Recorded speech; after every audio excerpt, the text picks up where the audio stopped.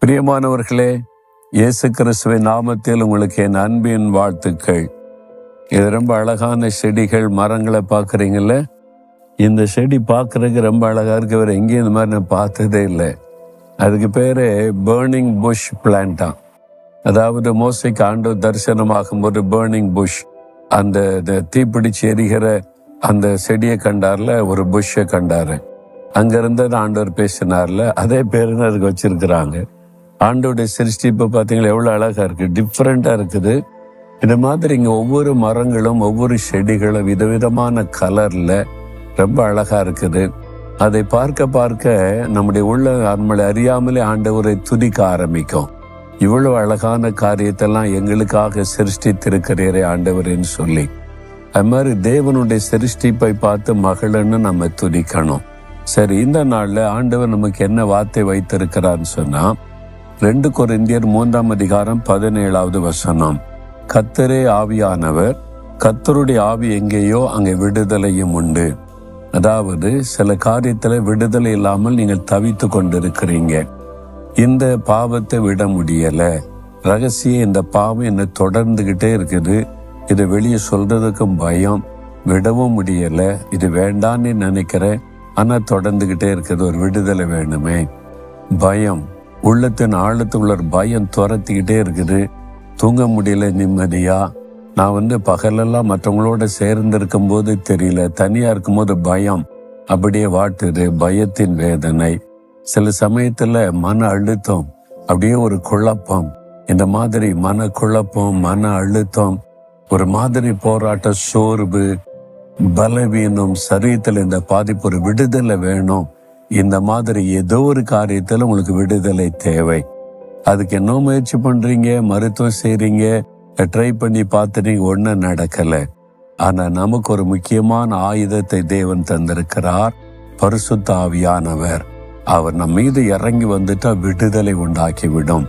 ஆவியானவர் எங்க விடுதலை. அது என்ன ஆவியானவர்னா, கர்த்தரே ஆவியானவர். தி லார்ட் இஸ் த ஸ்பிரிட். கர்த்தர், தேவன் என்கிறவர், கடவுள் என்கிறவர் ஆவியாய் இருக்கிறார். அவரை பார்க்க முடியாது, அவருடைய சத்தத்தை கேட்க முடியும். அவர் ரொம்ப பிரகாசமானவர்.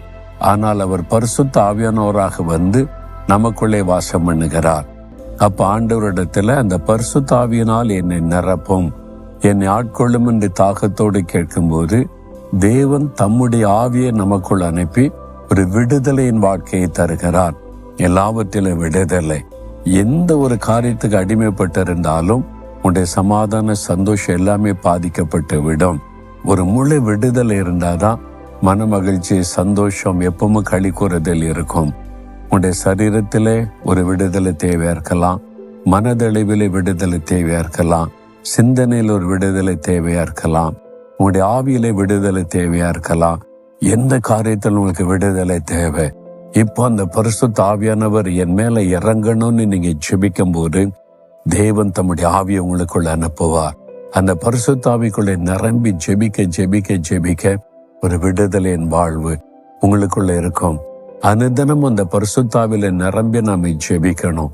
எப்போது அந்த ஆவியானவர் நமக்குள்ளே பரிபூரணமாய் கிரியை செய்வதை நம்ம உணரணும். இந்த பரிசுத்த ஆவியானவர் தான் இயேசுவோடு நடக்கவும் அவருடைய குரலை கேட்க நமக்கு உதவி செய்கிறவர்.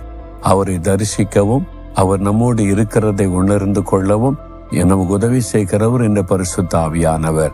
ஆனால் ஆண்டவர், இந்த பரிசுத்த ஆவியினார் வல்லமையினால் நிரப்புன்னு கேளுங்க. அவர்களுடைய நிரப்புவார், விடுதலை உண்டாகும், ஒரு பெரிய மன மகிழ்ச்சி உண்டாகும். ஜெபிக்கிறீங்களா, கேட்குறீங்களா? அவங்களுக்கு என்ன விடுதலை வேணும் தானே? ஆண்டவரே, இந்த ஆவி எனக்கு தாங்க. நீங்க தான் பரிசுத்த ஆவியானவர். நீர் வந்து எனக்குள்ளே வாசம் பண்ணும். ஆண்டவரே, யார் யார் இந்த பரிசுத்த ஆவியினால் நிரப்பப்படவும் நீர் வந்து ஆவியானவராக எனக்குள்ளே வாசம் பண்ண வேண்டும் என்று விரும்பி ஜெபிக்கிறார்களோ, ஒவ்வொருவருக்குள்ளும் அந்த பரிசுத்த ஆவியினுடைய வல்லமை இறங்கி வரட்டும். இப்பொழுது அவர்களை நிரப்பி ஆட்கொள்ளட்டும். எல்லா அடிமைத்தனத்திலிருந்து ஒரு விடுதலை இயேசுவின் நாமத்தில் ஆவியானுடைய வல்லமையினால் உண்டாகட்டும்.